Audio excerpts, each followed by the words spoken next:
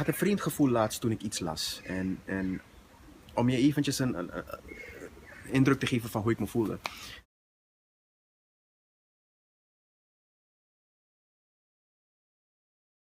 Stel je voor dat je in een dure winkel loopt, weet je, een Apple Store. En je hebt een rij van dure apparaten, weet je. De MacBook Pro, iMac, iWatch, iPod, al die producten. En terwijl je aan het lopen bent, zie je plotseling daartussen een Betamax recorder. Voor de mensen die niet weten wat een Betamax is, google het even.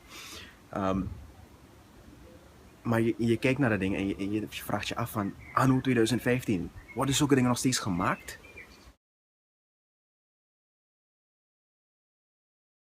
Willen jullie in deze stad en in Nederland meer of minder Marokkanen?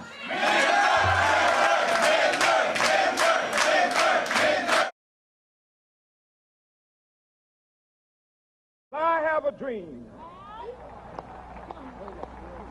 that my 4 little children will one day live in a nation where they will not be judged by the color of their skin, but by the content of their character.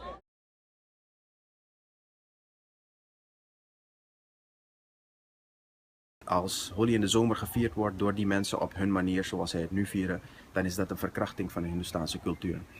En dat vind ik een hele foute, hele denigrerende en kwalijke manier van het definiëren. Je hebt dan weinig kennis over wat een verkrachting is.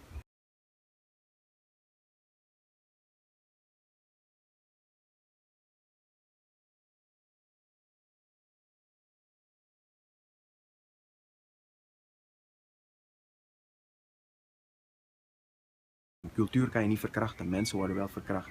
Om zomaar te gooien met dat een cultuur verkracht kan worden, dat is een kwalijke zaak.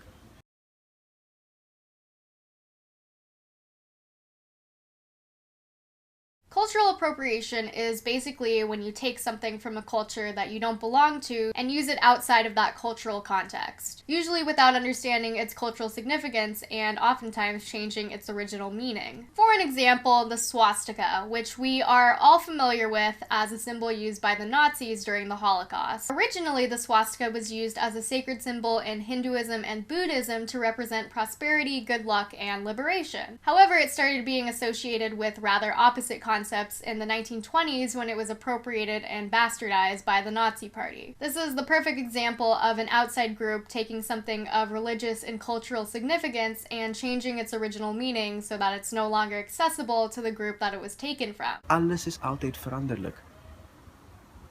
En omdat iets verandert, omdat iets anders wordt geïnterpreteerd, omdat iets anders op een andere manier wordt aangenomen of geaccepteerd, of iemand neemt het op zijn eigen manier verder mee. Dat is een deel van culturele spreiding. During the 1930s, Adolf Hitler and the Nazi Party used the swastika to symbolize the Aryan race and its struggle for victory. Dat is gewoon wat gebeurt. Dat is al wat duizenden jaren gebeurd. Dat is de reden ook waarom Hindoe cultuur op zo'n manier is gaan groeien en evolueren. Heel organisch, heel dynamisch. Dat is juist het mooie van het Hindoe cultuur.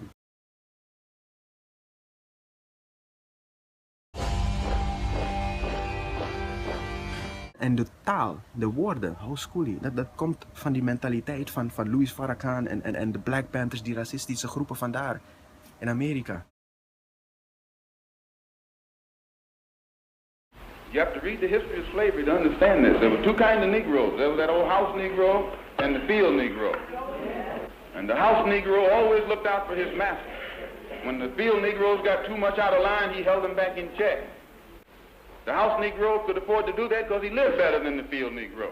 He ate better, he dressed better, and he lived in a better house. He lived right up next to his master in the attic or the basement. When the master's house caught a fire, he'd try and put the fire out. He didn't want his master's house burned. And he was more defensive of it than the master was. That was the house Negro. But then you had some field Negroes who lived in huts, had nothing to lose. They wore the worst kind of clothes, They ate the worst food. If the master's house caught a fire, they prayed for a strong wind to come along. This was the difference between the two. And today you still have house Negroes and field Negroes.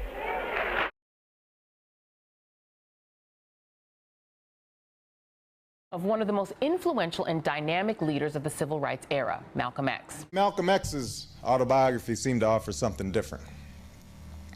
His repeated acts of self-creation spoke to me the blunt poetry of his words, his insistence on respect. Brother Malcolm said, "We declare our right on this earth to be a man." This is where he was shot dead. Now it's a community centre which bears his name. The centrepiece, a mural which covers the significant moments in his life, including a trip to Mecca. Here, his views mellowed. He returned to the US as El Hajj Malik El-Shabazz. He spoke about how Black Lives Matter, a message resonating 50 years after his sudden death. En dan ga je dat overnemen en transleren naar Hindoestaanse cultuur.